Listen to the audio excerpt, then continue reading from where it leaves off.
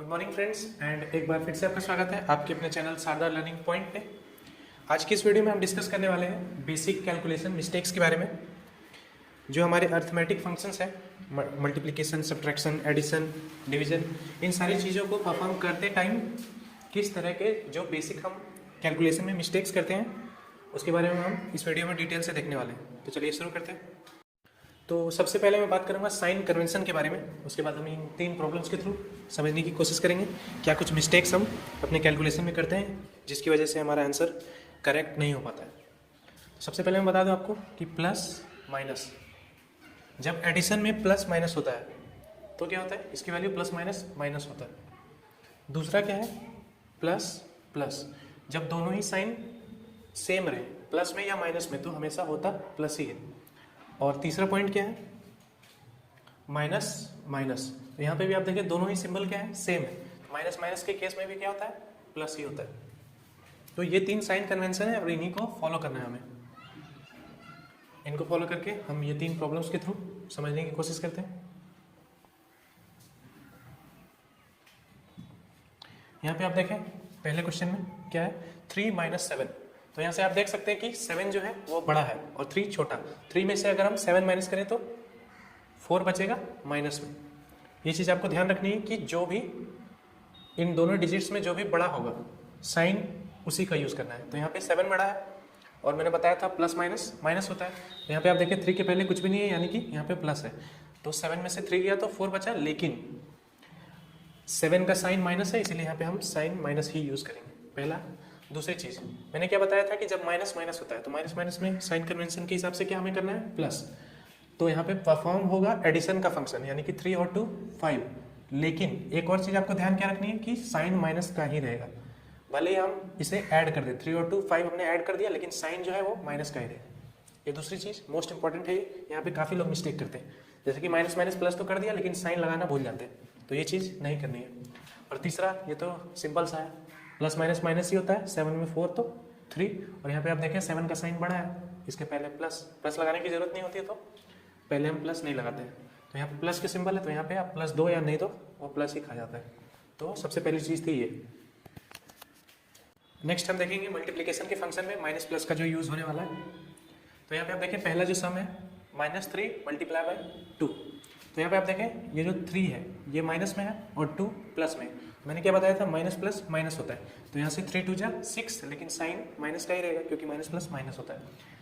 अगर अगले सम पे यहाँ पे आप देखें -4 × -2, तो मैंने क्या बताया था, मैंने एडिशन में बताया था कि अगर -3 और फिर -2 रहे तो इसमें क्या है, माइनस माइनस होता है प्लस, तो हम यहाँ पे -5 कर देंगे, है ना। लेकिन यहाँ पे आपको ध्यान रखना है कि मल्टीप्लिकेशन में माइनस माइनस प्लस हो जाएगा और साइन भी प्लस का ही रहेगा। 4 × 2 = 8 और साइन जो है वो प्लस का, तो आप प्लस का साइन दो या नहीं दो कोई दिक्कत नहीं है। तो ये चीज़ आपको ध्यान में रखनी है। एक और चीज़ मैं आपको बता दूं कि अगर ये सम लंबा है, जैसे कि -3 × -2 × 3 × -4, अगर ये सम थोड़ा लंबा है तो यहाँ पे आप ये माइनस माइनस प्लस, फिर plus minus minus minus minus plus, इस तरह करने से मिस्टेक हो सकती है। तो मैं आपको यहाँ पे एक ट्रिक बताना चाहूँगा कि आप क्या करें, यहाँ पे काउंट कर लें कि नंबर ऑफ माइनसेस कितने हैं, यहाँ पे कितने माइनस है, सीधा सीधा काउंट कर लें। तो यहाँ पे आप देख सकते हैं एक माइनस यहाँ पे, दूसरा यहाँ पे और एक तीसरा यहाँ पे, यानी कि 3 माइनस है। तो आप ये चीज़ याद रखें कि अगर ऑड नंबर ऑफ माइनसेस होते हैं तो जो आंसर आएगा वो भी माइनस में ही आएगा, और अगर इवन नंबर में माइनस होंगे तो हमारा आंसर जो है वो प्लस में आएगा। तो यहाँ पे आप देखिए 3, यानी कि 3 ऑड नंबर है, तो यहाँ से जो भी इसका प्रोडक्ट आने वाला है मल्टीप्लाई करने के बाद रिजल्ट वो माइनस में ही होगा। तो इसका आंसर क्या हो जाएगा, 3 × 2 = 6, 3 × 18, 4 = 72। 72 और साइन माइनस का रहेगा। तो यहाँ पे आपको माइनस माइनस प्लस हर बार ये करके देखने की जरूरत नहीं है, बस आपको क्या करना है, काउंट कर लेना है। अगर ऑड नंबर आया तो जो साइन है वो माइनस का रहेगा, अगर इवन आया तो साइन प्लस का रहेगा। I hope this is clear. Now कुछ अलजेब्रिकल एक्सप्रेशंस में भी हम अर्थमेटिक फंक्शन को फॉलो करके देखने वाले हैं कि कैसे ये प्रॉब्लम सॉल्व होंगे और कैसे हम सही सही आंसर ला सकते हैं। तो यहाँ पे सबसे पहले आप देखें क्या है, 3a + 2a। तो सीधा सीधा हमें क्या करना है, 3 और 2 को ऐड कर देना। 3 + 2 हो गया 5, और यहाँ पे a का a ही रह जाएगा। यहाँ पे आपको a आप यहाँ पे एक बार और एक बार यहाँ पे, अब 2 बार a देख रहे हो तो a² नहीं करना है, यहाँ पे कितने सारे भी नंबर्स हों, अगर ऐड करना है जैसे 3, 2 और भी दे दिया 6a प्लस 7a, तो आपको क्या करना है, सारे नंबर्स को ऐड करना है, लास्ट में क्या लिखना है, a, बस, और कुछ भी नहीं करना है। जैसे इसका आंसर क्या हो जाएगा, 7, 6, 13 और 2 15 और 3 18, यानी कि इसका आंसर आ जाएगा आपका 18a। आई होप आप समझ पा रहे होंगे। अगला है मल्टीप्लिकेशन का फंक्शन। तो यहाँ पे आप देखें, यहाँ पे भी आपको क्या करना है, 3 2 जा 6, लेकिन यहाँ पे अब काउंट होगा a कितनी बार आ रहा है। यहाँ पे a है, यहाँ पे भी a है, तो a 2 बार आ रहा है, तो हमें क्या करना है, a का स्क्वायर। अगर यही चीज़ एक और बार रिपीट होती, कुछ और रहता नंबर 3a। अब क्या हो जाएगा, a 3 बार आ रहा है, तो a का क्या हो जाएगा, क्यूब।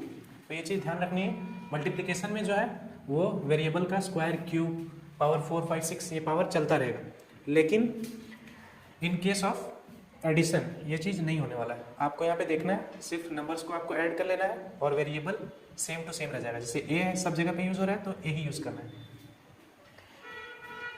तो इसका राइट आंसर क्या हो जाएगा, इसका राइट आंसर होगा 3 2 जा 6 3 जा 18, और a यहाँ पे देखें आप 3 बार यूज़ हुआ है, तो a का क्यूब। आई होप ये क्लियर हो गया होगा पॉइंट। अभी ये नीचे वाला सम, ये तीसरा सम, यहाँ पे आप देख सकते हैं क्या, 3a plus 3b plus 2a। अब इस तरह के एडिशन में आपको सबसे पहले क्या देखना है, वेरिएबल। यहाँ पे आप देख सकते हैं कि यहाँ पे भी a है और यहाँ पे भी a है, तो आपको क्या करना है, सिर्फ सेम वेरिएबल वाले नंबर्स को ही ऐड करना है। ऐड या सब्ट्रैक्ट कुछ भी, मल्टीप्लिकेशन डिफरेंट वेरिएबल के नंबर्स में भी हो सकता है, लेकिन एडिशन या सब्ट्रैक्शन अलग वेरिएबल के नंबर में नहीं होने वाला है। तो यहाँ पे आप देखें, इसका आंसर क्या हो जाएगा, 3a प्लस 2a, तो ऐड करने पर आएगा 5a प्लस, अब इसे क्या जैसे के तैसे एज इट इज लिख देना है आपको, 5a प्लस 3b इसका राइट आंसर हो जाएगा। लेकिन अगर मैं मल्टीप्लाई करता, जैसे कि मैंने लिखा 3a multiply 2b multiply 3c, अब यहाँ पे देखिए तीनों में ही क्या है, डिफरेंट वेरिएबल्स, यानी कि यहाँ पे a है, यहाँ पे b है, यहाँ पे c है, तीनों जगह पे अलग अलग वेरिएबल है। तो अगर यहाँ पे एडिशन होता तो यही आंसर हो जाता, क्योंकि इसे ऐड करना गलत होगा, वो ऐड नहीं होगा, अलग अलग वेरिएबल्स ऐड नहीं होते हैं, ये चीज़ आपको ध्यान में रखनी है। अब यहाँ पे अगर हम इसे मल्टीप्लाई करें तो इसका प्रोडक्ट क्या आ जाएगा, 3 2 जा 6 6 3 जा 18, और a b c, तो इसका आंसर हो जाएगा a b c। I hope आप समझ पा रहे होंगे। तो कुछ इस तरह से ये वेरिएबल्स वाले यानी कि अलजेब्रिक एक्सप्रेशंस में आप एडिशन, सब्ट्रैक्शन, मल्टीप्लिकेशन के फंक्शन को परफॉर्म कर सकते हो। एक और बात मैं बता दूं कि अगर प्लस या माइनस रहे, सेम वेरिएबल में ही आपको करना है, जैसे कि यहाँ पे मैंने किया इस क्वेश्चन में। उसके बाद फिर देखें, अगर डिफरेंट वेरिएबल है तो कैसे करेंगे, जैसे कि a यहाँ पे और यहाँ पे था, इस जगह पे और इस जगह पे, तो इन दोनों वेरिएबल को क्या किया मैंने, ऐड कर दिया, और फिर ये वेरिएबल एज इट इज लिख दिया। आई होप आप समझ पा रहे होंगे ना। अगर बात आती है इरेशनल नंबर्स की, जैसे कि मैंने यहाँ पे दो सम दिए आपको, पहला और ये दूसरा। यहाँ पे आप देखें 2√2 प्लस 3√2, तो जैसे आपने वेरिएबल में देखा था, सेम वेरिएबल है कि नहीं, उसी तरह आपको यहाँ पे भी देखना है, ठीक है। यहाँ पे आप देख सकते हैं वेरिएबल की तरह हम इसे ट्रीट करेंगे, ये रूट के अंडर रूट में जो भी रहेगा, जैसे कि यहाँ पे है 2√2 और यहाँ पे भी है 3√2, यानी दोनों जगह पे आप देख सकते हैं √2 है, तो यहाँ पे जो एडिशन है वो परफॉर्म हो जाएगा। तो इसका आंसर क्या आ जाएगा, 2 और 3 5 और ये √2। आई होप आप समझ पा रहे होंगे। अगर यहाँ पे रूट अंडर रूट में अलग अलग चीज़ें होंगी, जैसा कि मैंने दूसरे क्वेश्चन में दिया, आप यहाँ पे देख सकते हैं 4√3 प्लस 3√2, तो यहाँ पे √3 है और यहाँ पे √2, तो इसके बीच एडिशन परफॉर्म नहीं होगा। तो आपको सीधा क्या लिखना है, यही आंसर हो जाएगा आपका, है ना, 4√3 प्लस 3√2, ये आपका करेक्ट आंसर होगा। इसके बीच एडिशन परफॉर्म नहीं होगा। और सेम केस यहाँ पे भी होगा मल्टीप्लिकेशन में, मल्टीप्लिकेशन आप परफॉर्म कर सकते हो। कैसे, तो ये देखिए अगला 2√3 मल्टीप्लाई 3√2। अब यहाँ पे देखिए आप, रूट के अंदर क्या है, अलग अलग वैल्यूज़ हैं, यहाँ पे √3 है, यहाँ पे √2 है, तो हम क्या करेंगे, इन दोनों को मल्टीप्लाई करेंगे। सबसे पहले बाहर का, रूट के बाहर जो भी है, 2 3 जा 6, 9 3 2 जा रूट के अंदर 3 2 जा 6, तो 6√6 इसका राइट आंसर होगा ये। आई होप आप समझ गए होंगे।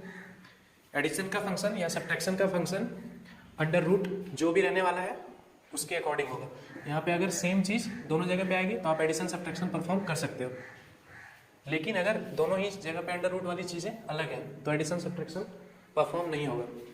नेक्स्ट मल्टीप्लिकेशन में कोई बैरियर नहीं है, आप सीधी मल्टीप्लाई कर सकते हो दोनों ही नंबर को। तो कैसे करना है वो भी मैंने बता दिया, बाहर का मल्टीप्लाई करें आप बाहर, उसके बाद फिर 3 2 जा 6। नाउ कभी कभी क्या होता है, यहाँ पे आप देखिए जैसे कि 3√5 इंटू 6√8।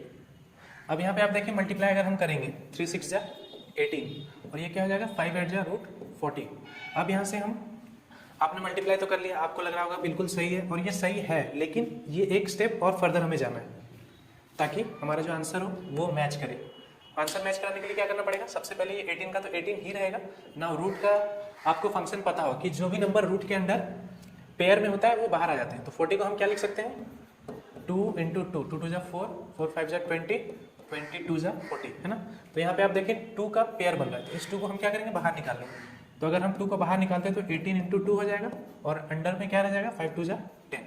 तो यहाँ से 18 2 जा 36 रूट 10। आंसर वैसे ये भी सही होगा, लेकिन अगर आप जैसे सॉल्व करोगे और आंसर मैच करोगे तो हो सकता है कि ये आंसर ना हो।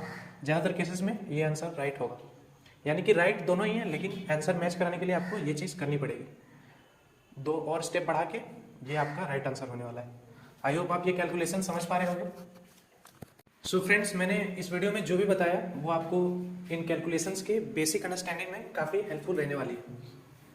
तो अगर आपको ये वीडियो समझ में आई तो इन क्वेश्चंस के आंसर आप मुझे कमेंट सेक्शन में बताएं। Thank you so much for watching and have a good day.